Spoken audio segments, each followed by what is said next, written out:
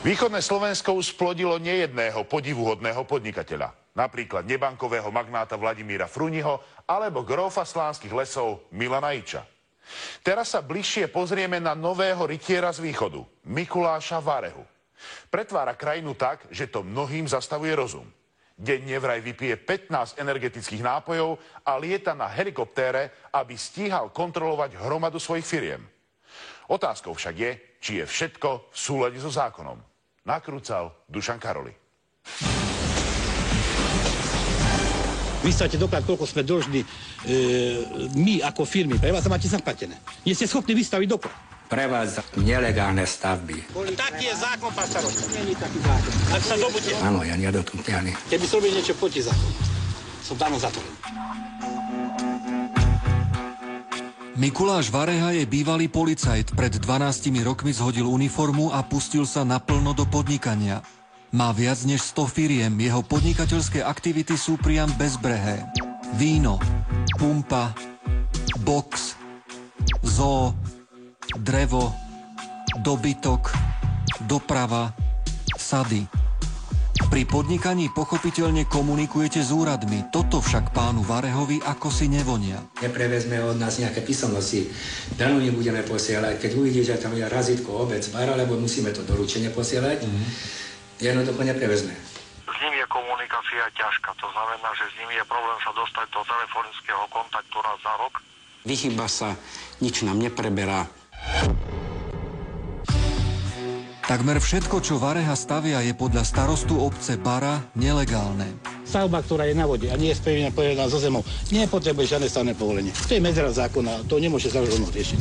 Pri slovenskom Novom Meste je pumpa pána Varehu s príznačným názvom Agent 007. Tvrdí, že celý tento drevený komplex nepotrebuje stavebné povolenie, lebo nie je pevne spojený so zemou a preto podľa zákona nie je stavbou. Čo je toto, keď nie je stavba? Niečo, čo nie je. Prístrešok? Niečo, čo nie je. Starosta slovenského Nového Mesta ho opakovane vyzýva, aby predložil doklady o oprávnenosti stavby. On, odkedy to tam rozširoval, nikdy obec neoslovil so žiadnou požiadavkou ani s ničím, nie? Taká drevená megastavba pri pumpe by mohla zaujímať aj hasičov, ale dostali sa iba do čerpacej stanice. Ale na tých drevených stavbách ste nerobili kontrolu žiadnu. Na drevených stavbách sme nerobili žiadnu kontrolu, lebo tam nás zákon nedovolí ísť, pokiaľ to nie je stavba. Povolenie od hasičov máte? Povolenie to všetko je. To, že to nie je pevne spojené so zemou, to vám povedal pán Vareha? Áno. A že tým pádom vlastne vy tam nemáte čo kontrolovať, áno? Áno. Žiadne stavebné povolenie nemá pán Vareha na žiadny z týchto prístrežkov.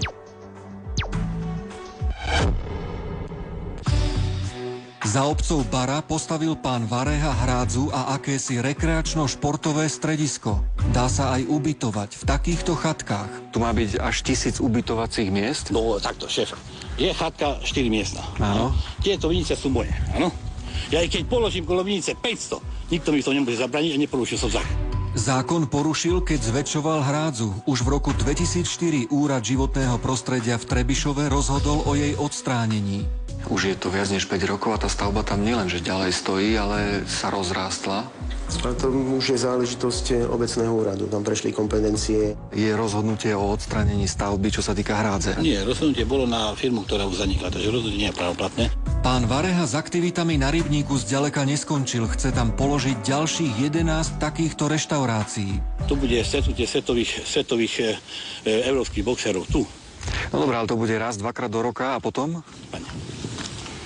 Bude sa využívať pre mládež. Na vodu alebo na ten rybník si môže postaviť, čo chce? Je to jeho, čo si tam postaví, do toho my sa nemôžeme ako vôbec starať. On na našom území začal podnikať v roku 2003. Dá sa povedať, že dovtedy sme mali pokoj. Starosta tvrdí, že z podnikania Varehu nemá obec žiadny úžitok, skôr naopak. Auta pána Varehu zašpinili pomníky zosnulých. Choďte teraz na cintorín, ako tam ľudia nadávajú, ako vyzerajú tie pomníky. Treba ju umyť. Vráťme sa ešte k hrádzi. Oproti nej popri ceste vykonal pán Vareha rozsiahle terénne úpravy. Pán Vareha vykonal čo? Nezákonnú činnosť tým, že mal požiadať, ak bol nejaký zámer